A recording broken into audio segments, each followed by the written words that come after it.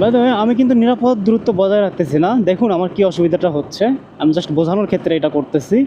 আমি কিন্তু সামনে ওভারটেক করার জন্য ক্লিয়ারলি দেখতে পাচ্ছি না যে আমার সামনে আদৌ পরিমাণ মতো স্পেস আছে কি না।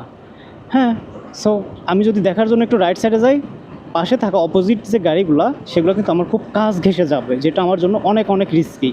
আরেকটা সবচেয়ে বড় মারাত্মক ঝুঁকি হচ্ছে, সামনের ট্রাকটা যদি হঠাৎ করে ব্রেক করে, আমি কিন্তু বুঝতেও পারবো না এত কাছে থেকে যে ব্রেক করছে বুঝতে পারবো, বাট আমি কিন্তু এত তাড়াতাড়ি বা এত সহজে আসলে যে গতিতে ছিলাম ওই গতিতে কিন্তু অতটুকু ডিস্টেন্সের ভিতর আমার থামানো সম্ভব ছিল না যদি ট্রাকটা হার্ডলি কোনো কারণে ব্রেক করে বসতো।